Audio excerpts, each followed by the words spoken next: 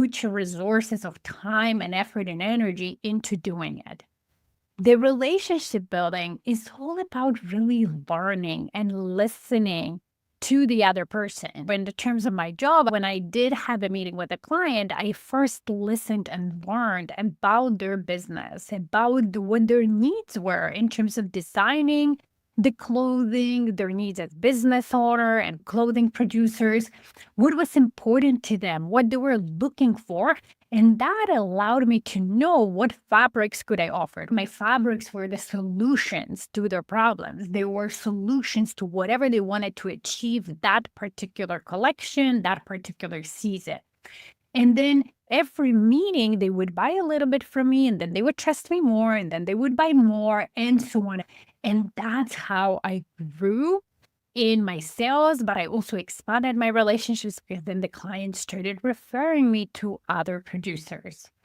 So, as a small business, you can always get more clients, of course, if you have a valuable offer that your clients want and need. But and when you add to that some powerful relationship, you can really thrive no matter the economy. Another thing with power relationship is not that it's not always just referral partnerships or just always the relationship with your clients, of course, are key, but also with collaborators and your suppliers and people who your business interacts with. And that can help you in ways that sometimes you cannot predict. Another more recent story from my business is I was nominated by one of my clients to an RBC, Royal Bank of Canada Women of Influence Award. But their process of receiving through the applicants and nomination is very structured. It's in depth. There is a jury and a panel that then decides which applicants become finalists and who wins. So in that process, I decided to apply since my client took time to nominate me. It was a very structured and extensive process. And part of that process was to provide reference letters for you and your business that were not client testimonials. The jury needs to know how your business operates in the community that it's in. It was easy for me to think of 4 organizations, 4 people within those organizations who could give me the references, referral partners or my clients, but also different organizations that my business interacts with. So, what are 3 key things to building strong relationships? First of all, is giving first. The way I approach every relationship is not with the mindset of what can I get out of it, but how can I contribute? How can I give? Whether it's through fulfilling my contractual obligations. If I hire a supplier or a contractor and we agree to something and they deliver their part, I want to make sure that I'm delivering my part. And not only just my part, but as well as I can, paying invoices ahead of time, giving the information that they need, being proactive, communicative, or whatever else. If it's a networking group that I belong to, how can I, outside of just being a member, contribute to that group? Maybe I volunteer as a leader. Maybe I volunteer to put up an event together. That give first mentality always starts creating win-win relationship, and you're not relying on somebody else to do that, but you take the lead. I believe we're all leaders. The first person you always lead is yourself, then your business, then your community, your people, and so on. Taking that leadership approach to let me do my part first and trust that the other side will do their part. Starting with the value creation before asking for it and being proactive about it. So, not waiting for somebody to ask me to offer the value, but being proactive.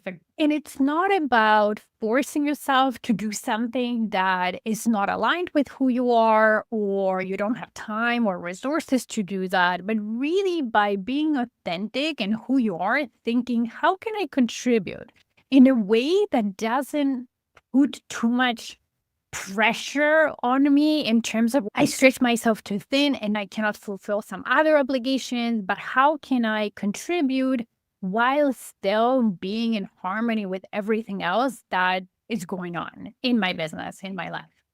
The second part of strong relationship is building that win-win relations, right? So how can I make sure that our partnerships is mutually beneficial? As we said, maybe I volunteer my time or my expertise to some meetings, and then I collaborate with giving some workshops that are paid to the members of the community. For example, in some networking groups, I run certain meetings, but as I do one-on-ones with running the meetings, I become more recognizable. People remember me, so they're more likely to refer me or think about me as their coach when they're ready.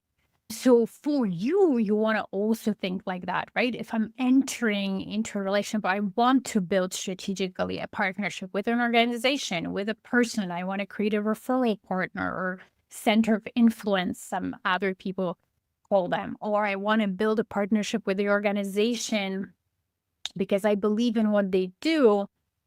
How can I add value first? And of course, in time, I want to trust that value will get back to me. And if it doesn't, then you have an evaluation to make. Is that really a relationship that I want to continue building? Now, I want to say that sometimes it takes a few tries or time to develop it. For example, one of my clients wanted to build relationship with realtors. And I know that the first time she was doing it for first year or two, nothing really was clicking, working. And at first she lost belief that realtors are truly her strategic referral partners. But when we started coaching together and we started getting back to it, when I was guiding her in developing those relationships, then things started clicking. And why? Because she gave it enough time. She didn't get discouraged at the first maybe failure or challenge that she gained. She kept looking for the right person, right? Because let's be real, it takes two people to build a relationship. And when you're connecting with other people, you want to connect with them, whether because they have the same values as you, maybe their philosophy of running a business is the same, but their philosophy of building a relationship is the same. Sometimes it takes time, and those strong relationships don't happen overnight. They don't happen after one coffee chat. You need to give it enough time and enough trust and enough effort for working. For any strategic relationship, in order to last, the win-win philosophy is necessary. If only one side is giving and only one side is getting, it's not gonna last at all. The third part of it is, of course, consistency. Consistency is a key driver. We don't trust people if we just met them once in their life. The trust is built over time. So regular touch points with your strategic partners are important. It doesn't have to be every day. It doesn't have to be every week, but maybe once a quarter, a couple of times a year. Over time, creates trust, creates stronger bonds. Being reliable is another thing that builds trust. Consistently reliable. If I have a friend who I can never rely on or always backs out last minute of whatever they committed to, I'm not going to trust this friend. And maybe potentially I'll decide what's the point of having a friend if I can't even trust them, or are we really friends? So it's the same in business relationships. Being reliable, true to your word. If you commit to something, doing it, showing up like a professional is key.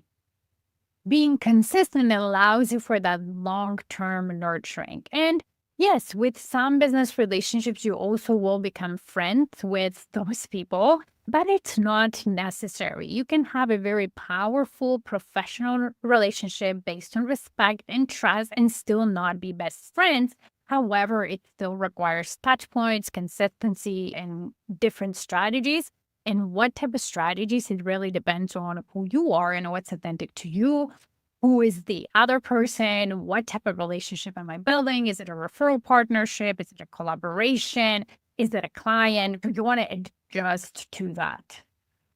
And just trust that you know what's best, that you understand the other person well enough, especially if you took time to connect with them and listen and learn about them, that you will know what those touch points are. So then what happens over time when you create those partnership and relationships, you can never predict the positive ripple effect and the extent to it that it will have until you really start.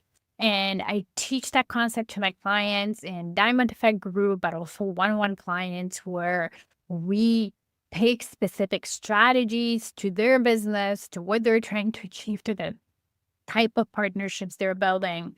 We always focus on developing a value proposition for each partnership that will create those win-win scenarios. We decide on what my clients should give and how they create value so it doesn't strain them and doesn't strain other. We create strategies also how they're going to give value in those relationship and partnerships so it doesn't strain their resources and compromise other commitments that they have in their business and their personal lives. And the magic happens when you integrate those relationships and partnerships into your larger business growth strategy. That's when the magic happens. And that's when I think coaching is so valuable. If you're interested in learning more how relationship ripple effect can help your business grow long-term and sustainably, reach out to me. Check out my website, stairwaytoleadership.com. Talk to you next time.